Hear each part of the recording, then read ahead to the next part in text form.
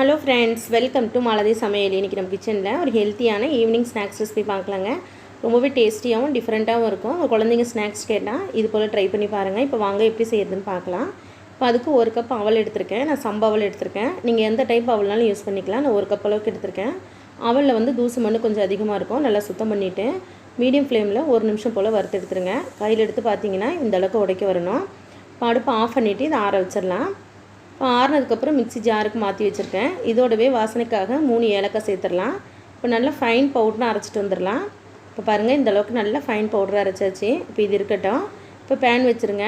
பேனில் ஒரு 1.25 கப் அளவுக்கு தண்ணி எடுத்திருக்கேன். எந்த கப்பில் அவல் எடுத்தோமோ அதே கப்பில் ஒரு 1லேருந்து 1.25 கப் அளவுக்கு தண்ணி தேவைப்படும். இப்போ 2 ஸ்பூன் அளவுக்கு தேங்காய் துருவல் சேர்த்துக்கலாம். இதோடவே ஒரு பிஞ்ச் அளவுக்கு உப்பு சேர்த்துக்கோங்க. 1 ஸ்பூன் அளவுக்கு சர்க்கரை சேர்த்துட்டு 1 ஸ்பூன் அளவுக்கு நெய் சேர்த்துக்கோங்க. உங்களுக்கு நெய் வேண்டான்னா எண்ணெய் எடுத்துக்கோங்க. தண்ணி வந்து நல்லா கொதிக்கணும். கொதிச்சதுக்கப்புறம் தான் நம்ம அரைச்சி வச்சுருக்க அவலை சேர்க்கணும். இப்போ பாருங்கள், தண்ணி நல்லா கொதிக்க ஆரம்பிச்சிருச்சு. இப்போ சிம்மில் வச்சுருங்க. சிம்மில் வச்சுட்டு நம்ம ரெடி பண்ணி வச்சுருக்க அவலை இதில் சேர்த்துடலாம்.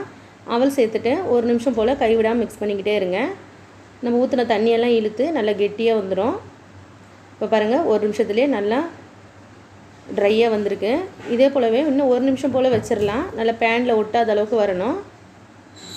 ரொம்ப நேரம் வைக்க வேண்டாம். ஒரு நிமிஷத்துலேயே நல்லா சாஃப்டாக இந்த அளவுக்கு வெந்து வந்துடும். இப்போ இந்த அளவுக்கு வந்தால் போதும். இப்போ அடுப்பை ஆஃப் பண்ணிடலாம். ஆஃப் பண்ணிவிட்டு நல்லா ஆற வச்சிடலாங்க. ரொம்பவே டிஃப்ரெண்ட்டாகவும் டேஸ்ட் ரொம்ப நல்லாயிருக்கும். கண்டிப்பாக ட்ரை பண்ணி பாருங்கள். இப்போ நல்லா ஆறுனதுக்கப்புறம் கையில் கொஞ்சமாக எண்ணெய் அப்ளை பண்ணிக்கோங்க. இதுலேருந்து கொஞ்சமாக மாவு எடுத்து சின்ன சின்ன உருண்டைகளாக உருட்டிக்கலாம். உங்களுக்கு வந்து எந்த ஷேப் வேணுமோ அந்த ஷேப்புக்கு எடுத்துக்கோங்க. நான் சின்ன சின்ன பால் ஷேப்புக்கு எடுத்துருக்கேன். இப்போ எல்லா அவல்லையும் இது போல் ரெடி பண்ணி எடுத்துக்கலாம். இப்போ பாருங்கள், அவல்லாம் ரெடியாக இருக்குது. இப்போ வேக வச்சு எடுத்துக்கலாம். இப்போ இட்லி பாத்திரத்தில் ஒரு 2 டம்ளருக்கு தண்ணி வச்சுருக்கேன். தண்ணி நல்லா கொதித்ததும் இட்லி தட்டு வச்சுருங்க. இது போல் துணி வச்சுருக்கேன். நீங்கள் ஸ்டீமர் இருந்தால் ஸ்டீமரில் கூட வேக வச்சு எடுத்துக்கலாம். ரொம்ப நேரம் வேக வைக்க வேண்டாம். ஒரு 3 நிமிஷம் போல் வேக வச்சா போதும். இப்போ க்ளோஸ் பண்ணிடலாம். இப்போ ஒரு 3 நிமிஷம் ஆயிருக்கு. ஓப்பன் பண்ணி பார்க்கலாம். பாருங்கள், இந்த அளவுக்கு வெந்து வந்தால் போதும். இப்போ இது இருக்கட்டும். இப்போ பேனில் ஒரு 1/2 கப் அளவுக்கு நாட்டு சக்கரை சேர்த்துருக்கேன். உங்களுக்கு கருப்பட்டி வெல்லம் எதுனாலும் சேர்த்துக்கலாம். சக்கரை கூட சேர்த்துக்கலாம். 1/2 கப் அளவுக்கு தண்ணி சேர்த்துக்கலாம். இப்போ இது நல்லா கரைஞ்சி வரட்டும். இது பாகு எடுக்கணும்னு கிடையாது. நல்லா கொதித்ததும் தூசு மண் இருந்துச்சுன்னா வடிகட்டி எடுத்துக்கோங்க. நான் சுத்தமான நாட்டு சக்கரை ஒன்று டேரெக்டாக தேங்காய் சேர்த்துருக்கேன். 1 கப் அளவுக்கு தேங்காய் சேர்த்துக்கலாம். எந்த கப்பில் அவல் எடுத்தோமோ அதே கப்பில் 1 கப் தேங்காய் சரியாக இருக்கும். இதையும் 1 நிமிஷம் போல் கொதிக்க வச்சிடலாம்.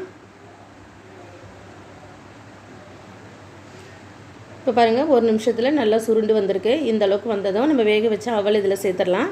அவல் வந்து வேக வச்சுட்டு தான் சேர்க்கணும். டேரெக்டாக சேர்க்கக்கூடாது. அதே போல் 3 நிமிஷம் போல் வேக வச்சுக்கோங்க. இப்போ லைட்டாக பெரட்டி விட்டுருங்க. இதையும் 1 நிமிஷம் போல் வச்சிடலாம். ரொம்ப நேரம் வைக்க வேண்டாம். இப்போ நல்லா 1 நிமிஷத்தில் நல்லா சுருண்டு வந்திருக்கு பாருங்கள். ரொம்பவே டிஃப்ரெண்ட்டாகவும் டேஸ்டியாகவும் இருக்கும். ஃப்ரெண்ட்ஸ், உங்கள் குட்டி ஸ்நாக்ஸ் கேட்டால் கண்டிப்பாக இது போல் ட்ரை பண்ணி பாருங்கள். ட்ரை பண்ணிவிட்டு எங்கள் சேனலுக்கு லைக் பண்ணுங்கள், ஷேர் பண்ணுங்கள், கமெண்ட் பண்ணுங்கள். மறக்காமல் malathi சமையலுக்கு சப்ஸ்கிரைப் பண்ணிக்கோங்க ஃப்ரெண்ட்ஸ். தேங்க்யூ.